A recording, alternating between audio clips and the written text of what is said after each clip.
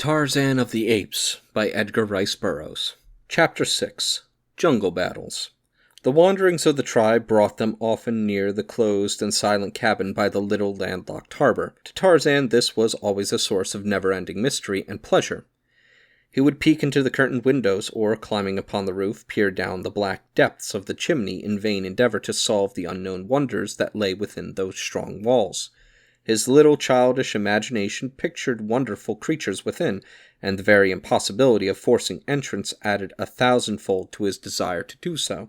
He would clamber about the roof and windows for hours attempting to discover means of ingress, and to the door he paid little attention, for this was apparently as solid as the walls. It was in the next visit to the vicinity, following the adventure with old Sabor, that, as he approached the cabin, Tarzan noticed that from a distance the door appeared as though an independent part of the wall in which it was set, and for the first time it occurred to him that this might prove the means of entrance which had so long eluded him. He was alone, as was often the case when he visited the cabin, for the apes had no love for it, the story of the thunder stick having lost nothing in the telling during these 10 years, had quite surrounded the white man's deserted abode with an atmosphere of weirdness and terror for the simians. The story of his own connection with the cabin had never been told him. The language of the apes has so few words that they could talk but little of what they had seen in the cabin, having no words to accurately describe either the strange people or their belongings, and so, long before Tarzan was old enough to understand, the subject had been forgotten by the tribe. Only in a dim, vague way had Kala explained to him that his father had been a strange white ape, but he did not know that Kala was not his own mother. On this day, then, he went directly to the door and spent hours examining it and fussing with the hinges, the knob, and the latch. Finally, he stumbled upon the right combination, and the door swung creakily open before his astonished eyes. For some minutes he did not dare venture within, but finally, as his eyes became accustomed to the dim light of the interior, he slowly and cautiously entered. In the middle of the floor lay a skeleton, every vestige of flesh gone from the bones to which still clung the mildewed and mouldered remnants of what had once been clothing. Upon the bed lay a similar gruesome thing, but smaller, while in a tiny cradle near by was a third, a wee mite of a skeleton. To none of these evidences of a fearful tragedy of a long-dead day did little Tarzan give but passing heed. His wild jungle life had inured him to the sight of dead and dying animals, and had he known that he was looking upon the remains of his own father and mother, he would have been no more greatly moved. The furnishings and other contents of the room it was which riveted his attention. He examined many things minutely, strange tools and weapons, books, papers, clothing, what little had withstood the ravages of time in the humid atmosphere of the jungle coast. He opened chests and cupboards, such as did not baffle his small experience, and in these he found the contents much better preserved.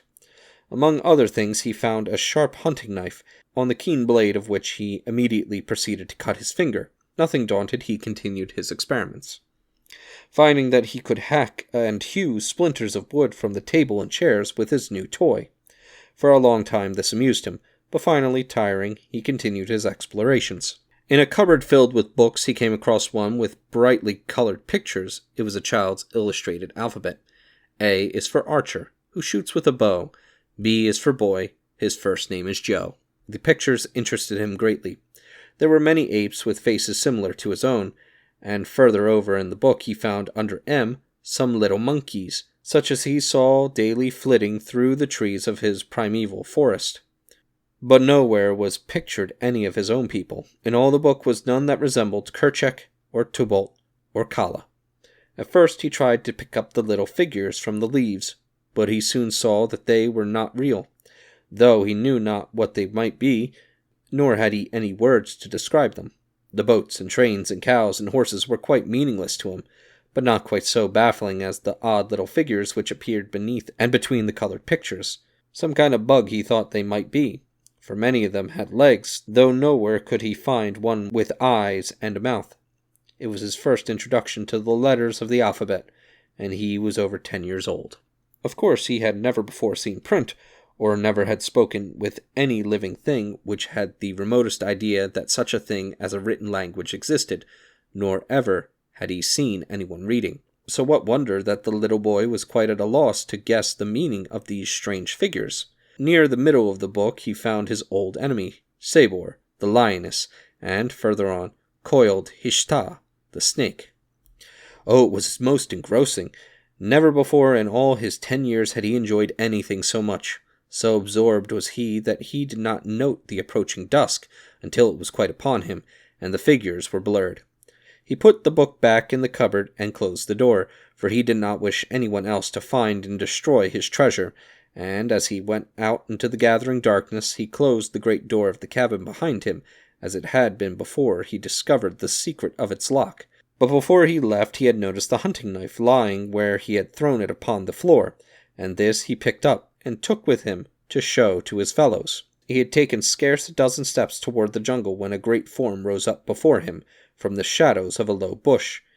At first he thought it was one of his own people, but in another instant he realized that it was Balgani, the huge gorilla. So close was he that there was no chance for flight, and little Tarzan knew that he must stand and fight for his life, for these great beasts were the deadly enemies of his tribe, and neither one or the other ever asked or gave quarter. Had Tarzan been a full-grown bull-ape of the species of his tribe, he had been more than a match for the gorilla, but being only a little English boy, though enormously muscular for such, he stood no show against his cruel antagonist. In his veins, though, flowed the blood of the best of a race of mighty fighters, and back of this was the training of his short lifetime among the fierce brutes of the jungle. He knew no fear, as we know it. His little heart beat the faster, but the excitement and exhilaration of adventure. Had the opportunity presented itself, he would have escaped, but solely because his judgment told him he was no match for the great thing which confronted him. And since reason showed him that successful flight was impossible, he met the gorilla squarely and bravely without a tremor of a single muscle, or any sign of panic. In fact, he met the brute midway in its charge, striking its huge body with his closed fists, and as futilely as he had been a fly attacking an elephant. But in one hand he still clutched the knife he had found in the cabin of his father, and as the brute, striking and biting, closed upon him, the boy accidentally turned the point toward the hairy breast. As it sank deep into the body of him, the gorilla shrieked in pain and rage. But the boy had learned in that brief second a use for his sharp and shining toy, so that, as the tearing, striking beast dragged him to earth, he plunged the blade repeatedly and to the hilt into its breast. The gorilla, fighting after the manner of its kind, struck terrific blows with its open hand, and tore the flesh of the boy's throat and chest with its mighty tusks. For a moment they rolled upon the ground in the fierce frenzy of combat. More and more weakly the torn and bleeding arm struck home with the long, sharp blade. Then the little figure stiffened with a spasmodic jerk, and Tarzan, the young Lord Greystoke, rolled lifeless upon the dead and decaying vegetation which carpeted his jungle home. A mile back in the forest the tribe had heard the fierce challenge of the gorilla, and, as was his custom when any danger threatened, Kerchak called his people together, partly for mutual protection against a common enemy, since this gorilla might be but one of a party of several, and also to see that all members of the tribe were accounted for. It was soon discovered that Tarzan was missing, and Tubalt was strongly opposed to sending assistance. Kerchak himself had no liking for the strange little waif, so he listened to Tublat, and finally, with a shrug of his shoulders, turned back to the pile of leaves on which he had made his bed. But Kala was of a different mind. In fact, she had not waited but to learn that Tarzan was absent ere she was fairly flying through the matted branches toward the point from which the cries of the gorilla were still plainly audible. Darkness had now fallen, and an early moon was sending its faint light to cast strange, grotesque shadows among the dense foliage of the forest. Here and there the brilliant rays penetrated to earth, but for the most part they only served to accentuate the Stygian blackness of the jungle's depths. Like some huge phantom, Kala swung noiseless from tree to tree, now running nimbly along a great branch, now swinging through space at the end of another, only to grasp that of a further tree in her rapid progress towards the scene of the tragedy her knowledge of jungle life told her was being enacted a short distance before her.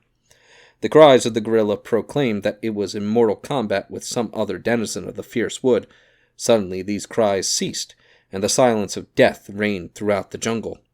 Kala could not understand, for the voice of Bolgani had at last been raised in the agony of suffering and death, and no sound had come to her by which she possibly could determine the nature of his antagonist. That her little Tarzan could destroy a great bull gorilla she knew to be improbable, and so, as she neared the spot from which the sounds of the struggle had come, she moved more warily, and, at last, slowly, and with extreme caution, she traversed the lowest branches, peering eagerly into the moon-splashed blackness for a sign of the combatants.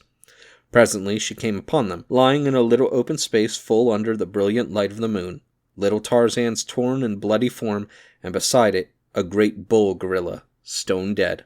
With a low cry, Kala rushed to Tarzan's side, and gathering the poor, blood-covered body to her breast, listened for a sign of life. Faintly she heard it, the weak beating of the little heart. Tenderly she bore him back through the inky jungle, to where the tribe lay, and for many days and nights she sat guard beside him, bringing him food and water and brushing the flies and other insects from his cruel wounds. Of medicine or surgery the poor thing knew nothing. She could but lick the wounds, and thus she kept them cleansed, that healing nature might the more quickly do her work. At first Tarzan would eat nothing, but rolled and tossed in a wild delirium of fever. All he craved was water, and this she brought him in the only way she could, burying it in her own mouth.